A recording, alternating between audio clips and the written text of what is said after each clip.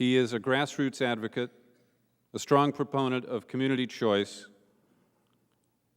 and he's got a great story I think he's going to tell you about the New York City sewer system. Will you please welcome Paul Fenn?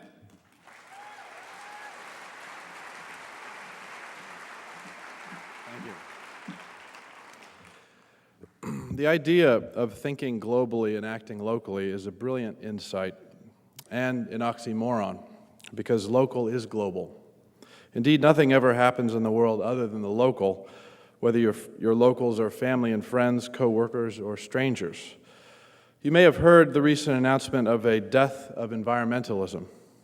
It is an overstatement, obviously, but speaks to the urgent need for greater political depth among environmentalists. For environmentalists have certainly neglected the local and overinvested their resources in federal and state law. Neglect of the local reflects a kind of political complacency, greases the slippery slope of overcompromise, and unavoidably results in a dark resignation before a growing federal hopelessness. It's not enough to be against oil, coal, and nuclear power and for more clean energy. Without a dramatic conversion of our energy supply, climate crisis will not abate. It is not enough to criticize President Bush's energy policy without supporting a scaled alternative. It will not do to claim the environmental high ground while opposing urban solar panels for the glare or wind turbines for your view. Electricity is the largest single cause of climate change, childhood asthma, and nuclear proliferation, and every one of these crises is currently out of control. We need solutions that are commensurate with the scale of the problem. Indeed, the greatest crises in American history have found their solutions at least partly, and often entirely, at the local level. People recognize public works projects for mobilizing public and private sector resources to achieve an accelerated goal in response to a crisis, but generally think of such projects as federal rather than local initiatives. A second look will correct this. The most famous and most recent such project, President Kennedy's Apollo project, was not locally initiated or implemented, but was centralized under the President's mandate and implemented by a centralized authority. Motivated by the Cold War, President Kennedy challenged the nation in 1962 to put a man on the moon and return him safely home again within a decade. 8 years later, Neil Armstrong took his giant step onto the moon. Back on Earth, the reward was more tangible. Apollo jump-started the most ambitious space exploration in history, accelerated technological innovation, and created satellite-based knowledge of the planet's weather and ecological systems. But it also fed the military-industrial complex that runs the world, that runs amok today. Initially, NASA was all government production, but over time farmed out its manufacturing through public agency contracts with corporations like Raytheon. The next most recent famous example is war production. Powered on New Deal hydropower projects that created the greatest concentration of electrical capacity in history, the U.S. government's commitment to purchase ships and other weapons caused massive private sector construction and conversion of manufacturing plants, creating giants such as the Kaiser Corporation, whose hospital in Oakland was my own birthplace. Whereas before the war, it took the U.S. 200 days to build a warship, within 10 months after the U.S. declared war, it took 24 days, and by 1944, it took a week. After the war, this industrial capacity was transferred back to civilian use, mass-producing automobiles, refrigerators, radios, and the modern accoutrements or the most accoutrements of modern life. America's war production caused the Allied victory over Nazi Germany and Japan, but also created the atomic bomb, the Cold War, and the military-industrial complex. War production won the Cold War, and with the help of the space industry is now verging on imperial. The New Deal, of which war production was really just a major part, was federally funded but locally administered. The Agricultural Adjustment Administration employed my father's father as an economist in the Dust Belt, and the WPA employed my mother's father as a laborer in Wyoming. The New Deal created Social Security, welfare, and a degree of health care. Much of that is now gone since the Republicans got the idea of organizing locally at the grassroots, delivering the political capital to bring welfare reform, gas and electric deregulation, banking deregulation, and other major structural changes in recent decades. But we still have the dams. The New Deal built the Hoover Dam, and with it Bechtel, The New Deal's method of concentrating or of contracting with corporations built the American business establishment of the 1950s, and they continue to rule today in some ways. The oil and gas companies and coal companies, the nuclear industry, the big five automakers. They are vertically integrated companies that profit not from the sale of a single commodity, but a supply chain of several commodities, drilling gas, transportation through a pipeline, gas supply contracts, power plant financing, power contracts, energy services. They are not interested in solar power because it provides power without fuels, and thus no supply chain. Perhaps the most famous public works project were the great 20th century bridges, such as the Golden Gate Bridge that connects San Francisco to Marin. What few know is that the legal mechanisms to make such bridges buildable were invented by a single city, Manhattan, and by a single man, Robert Moses. Moses drafted and won passage of bills in the New York State Legislature to create the New York City Transit Authority and numerous bridge authorities to build, finance, and operate these bridges, and work for the City Council to make it happen. Once successful, Moses' model was copied by every major city in the world within a decade. Finally, in the history of public works, perhaps the greatest of all was caused by the cholera epidemics of the 19th century, resulting in one of the earliest public works projects in U.S. history. Utterly local in origin, with all decisions originating in a single place, again, Manhattan, the creation of the so-called Metropolitan Board of Health created sanitation codes and ultimately built municipal water and sewer systems. They are the reason we in America do not have cholera today. Today, we take them utterly for granted because the creation of the Board of Health created what is now referred to as the common toilet. Everyone has a toilet.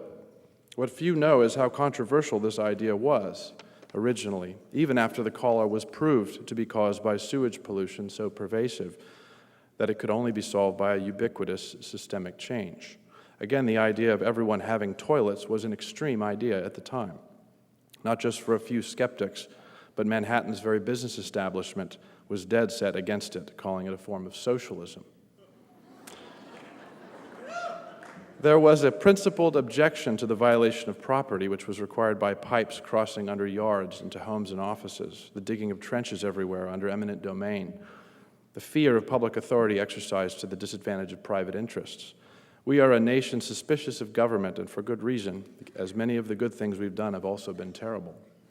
But this suspicion of government resulted in the deaths of thousands of New Yorkers from cholera, and today, the same suspicion has humbled the environmental movement with a pervasive willingness to compromise. Faced with not only climate crisis, but also oil war, many who would see the need for dramatic change continue to ask for incremental improvements that are clearly inadequate, when not compromise, but uncompromising leadership is needed, an unflinching commitment to a solution on a scale that is commensurate with the crises we face. We must pass from an era of lowered expectations to an era of heightened demands. Initially, when the first toilet was invented by Thomas Crapper, it was purchased by Queen Victoria, who owned the only crapper in the world. It's amusing to think of her, but it may be compared to many of the current solar initiatives by local governments, putting solar panels on City Hall and calling a press conference, rather than getting to work building solar power everywhere, based on a clear mathematical recognition that only building it everywhere is a solution commensurate with the crisis. Indeed, let me say this, unless a San Francisco scaled green power conversion, the one I've been working on, is undertaken in every metro area in America, America will never comply with the Kyoto Treaty. Unless it is done in the next decade, even this may be too late. I wrote the San Francisco Energy Independence Ordinance to achieve such a scale, the scale of a toll bridge, a sewer system, or a war machine. 360 megawatts, which it will build in San Francisco, is enough power for 360,000 apartments, using a combination of different technologies distributed throughout the city. This is essentially a $400 to $500 million capital project embedded in a $3 billion 10-year power purchase agreement for one city. Like the cholera, climate change is caused by human urban life. The water and sewer systems that drove the cholera from our shores are similar to the energy independence infrastructure I want to build because both are entirely local in implementation and financing. But like the Toll Bridge Authority, energy independence needs authority from the legislature, which it received in the Community Choice Law. in 2002. Now any city in California can do this now.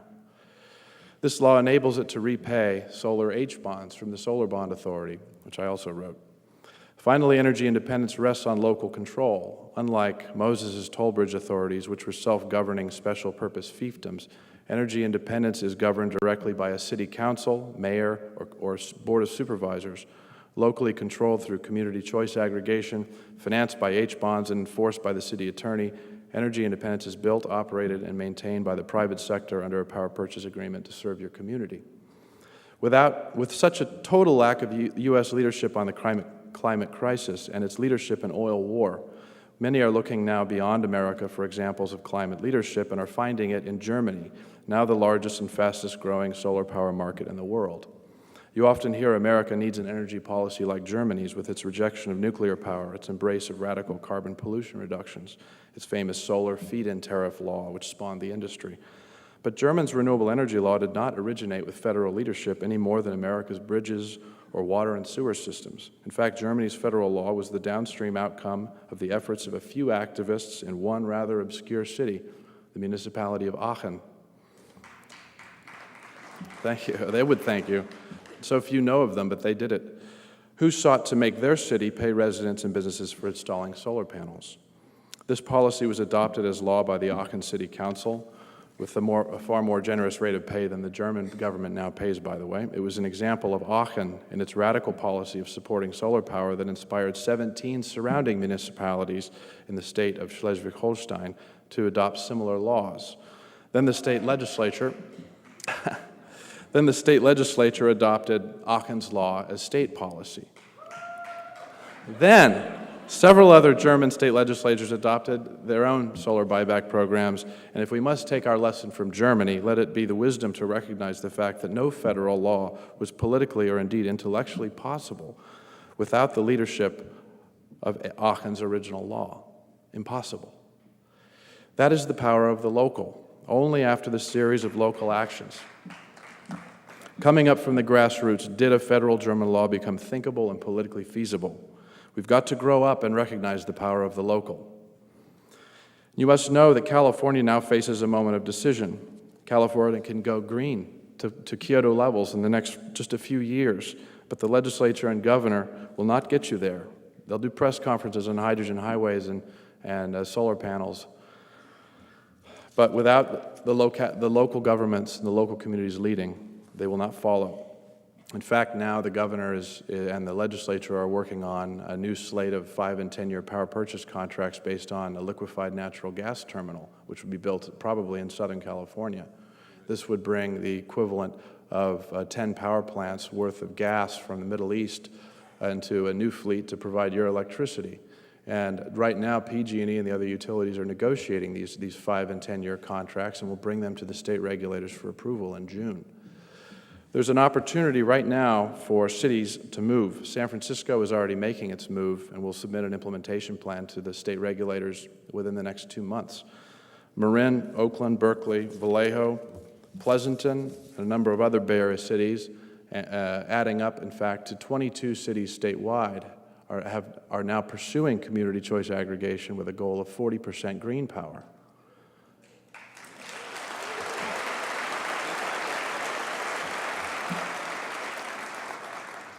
Local Power, my organization, please pick up the yellow flyer if you want to help us organize your community and provide the plans, is working with Sierra Club and Greenpeace USA to mobilize these cities, in addition to another 26 cities and counties, together comprising 17.5% of California, which could break away from this supply chain deal that's being set up in Sacramento. I encourage you to all act as quickly as possible and to mobilize to get the power of the local and get involved. Give us a call at local.org, and we'll help you to mobilize and provide the technical assistance to get your city on the right direction. Thank you.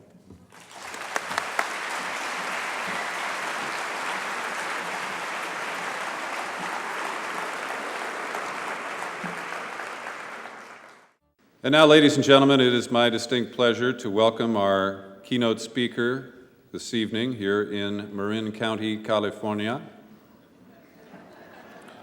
He is the president of the Waterkeeper Alliance. He is the Chief Prosecuting Attorney for Hudson Riverkeeper. And if you know about General Electric's deposit of PCBs in the Hudson, there's a whole lot of river to keep there.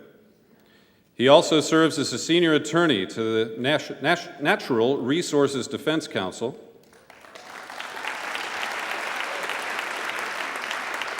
He is a supervising attorney at the Pace Environmental Litigation Clinic at the Pace University School of Law. Please welcome Robert F. Kennedy, Jr.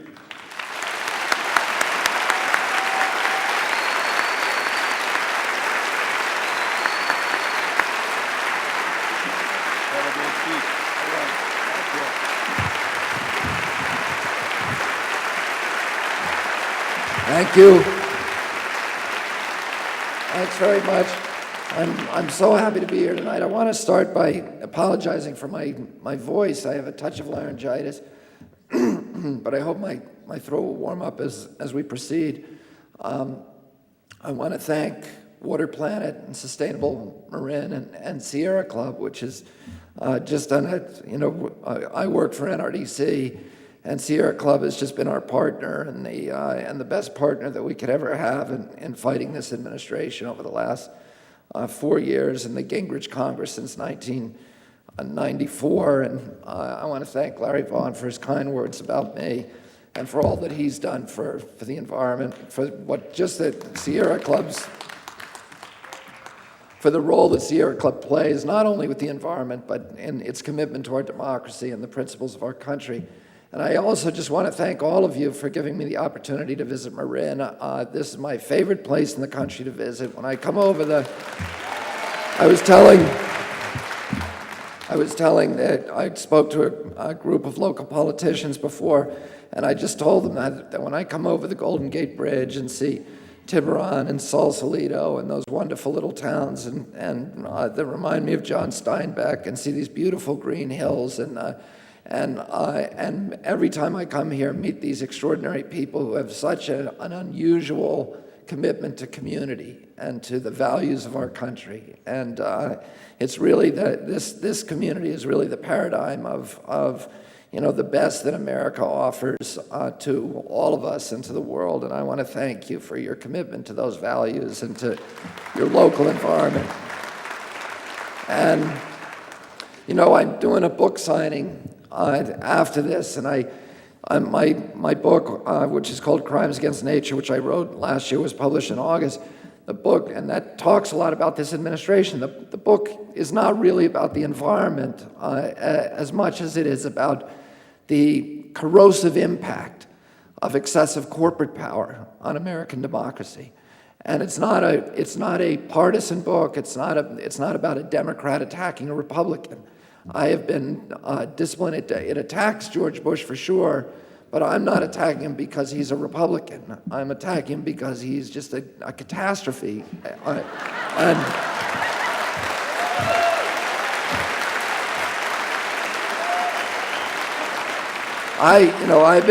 have been disciplined during 21 years as an environmental advocate.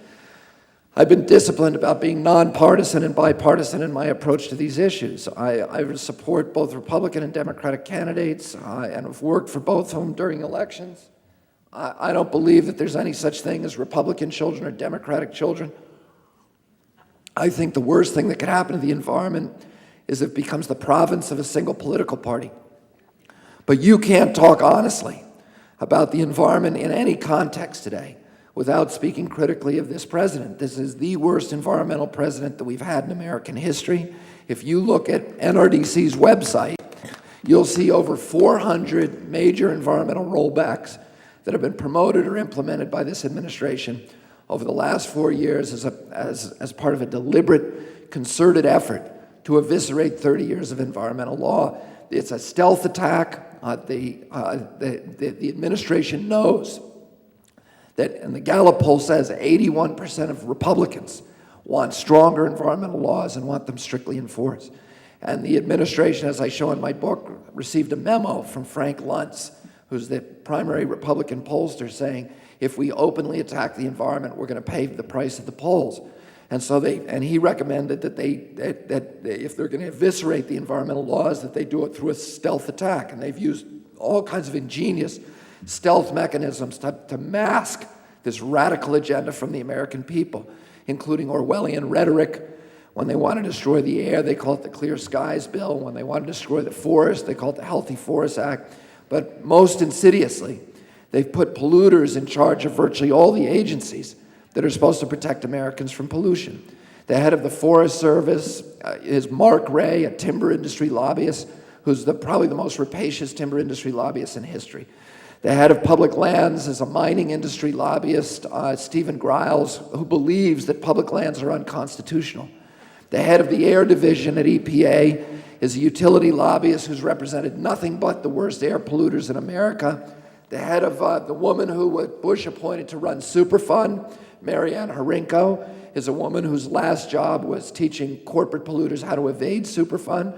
The second in command of EPA is a Monsanto lobbyist. And if you look at all of the subsecretariats and agency heads throughout all the major departments of government, the Department of Agriculture, Department of Energy, Department of Interior, the EPA, of course, and the relevant divisions of the Justice Department, you'll find the same thing. In virtually every case, it's the lobbyists for the regulated industries that are running the agencies that are supposed to protect us, the American people, from pollution. And these are, there's nothing wrong with having business people in government. It's a good thing if your objective is to recruit expertise and competence. But these individuals, as I show in my book, in every one of these cases, have entered government service not to serve the public interest, but rather to subvert the very laws they're charged with enforcing in order to enrich the administration's corporate paymasters.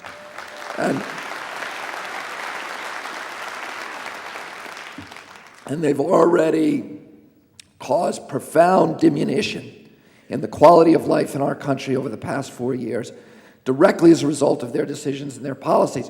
Most Americans don't know it because we have a negligent and indolent press in this country that has absolutely refused to cover the environment. And particularly the broadcast media, which has completely let down the American people and let down our democracy. And this happened, that the devolution began when Ronald Reagan abolished the Fairness Doctrine in 1988. The Fairness Doctrine required that the broadcast media use that the airwaves belong to the public, and the broadcast media use the airwaves, but only with the proviso that they serve the public interest, that they inform the public about important issues, that they promote and advance our democracy and promote the public interest. Ronald Reagan abolished that. So nowadays, the corporate broadcasters have no obligation to the public. Their only obligation is to their shareholders, and they meet that obligation by increasing viewership to sell more ad revenue. Well, how do you increase viewership? You do it by appealing to the prurient interest that all of us have in the reptilian core of our brain for sex and celebrity gossip. So they're giving us Michael Jackson and Lacey Peterson and Kobe Bryant, and they're not telling us that 1 out of every 6 American women now has so much mercury in her body that it's dangerous for her to have children. And they're not telling us that the reason all these kids are gasping for breath because of asthma is because of policies of this president. And we are today the best entertained and the least informed people on the face of the earth because of the American press.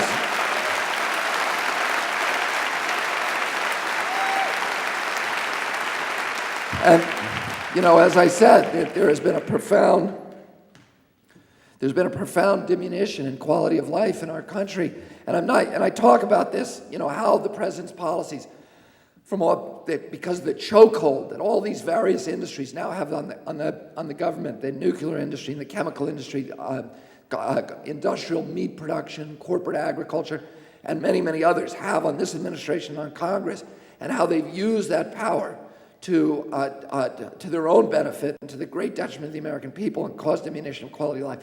I'm going to just talk about one industry enough tonight for the sake of time, just one of the industries, just the impacts that decisions to benefit that industry have had on the American people over the last 4 years that you can see in your daily quality of life. I have 3 sons who have asthma.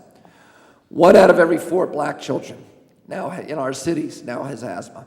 We don't know why we're having this epidemic of pediatric asthma, whether it's pesticides in our food or hormones or something that's making children come out of their mother's wombs with their immune systems haywire, and asthma and food allergies, which are connected, which have quintupled over the past decades and doubled again over the last 5 years. We don't know why exactly it's happening, but we do know that asthma attacks are caused primarily by bad air, by ozone and particulates, and that the principal source of those materials in our atmosphere are 1,100 coal-burning power plants that are burning coal illegally. It's been illegal for 15 years. They were supposed to have cleaned up. Many of them did. 1,100 of them did not. The Clinton administration was prosecuting the worst 75 of those plants.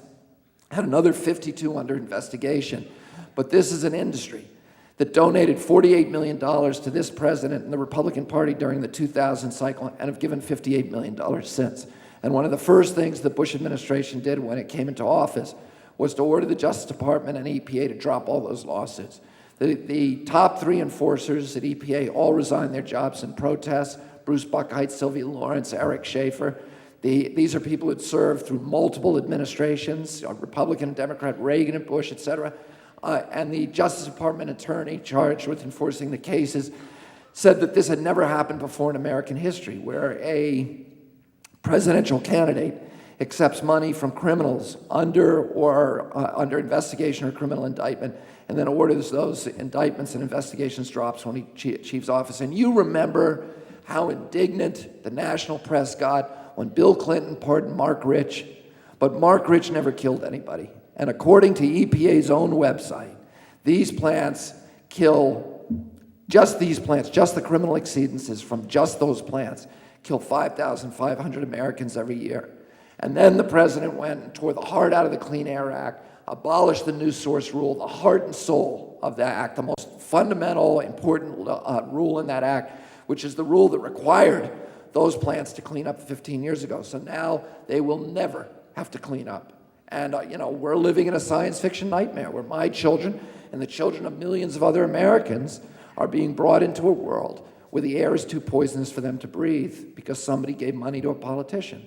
About 3 months ago, the EPA announced that in 19 states, it is now unsafe to eat any freshwater fish in the state because of mercury contamination. The mercury is coming from those same 1,100 coal-burning power plants. In 48 states, it's now unsafe to eat either some or most of the fish. In fact, the only 2 states where all the fish are still safe to eat are Alaska and Wyoming, where the Republican-controlled legislature refused to appropriate the money to test the fish.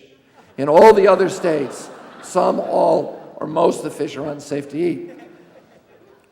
We know a lot about mercury that we didn't know a few years ago. We know, for example, as I said a moment ago, that 1 out of every 6 American women now has so much mercury in her womb that her children are at risk for a grim inventory of diseases: autism, blindness, mental retardation, heart, liver, and kidney disease. I have so much mercury in my body, I got my levels tested recently, and they're double the levels considered safe. I was told by Dr. David Carpenter, who's the national, and this is just from eating fish, who's the national authority on mercury contamination, that a woman with my levels of mercury in her blood would have children with cognitive impairment. And I said to him, you mean she might have? And he said, no, the science is very certain today. Her children would have cognitive impairment, brain damage.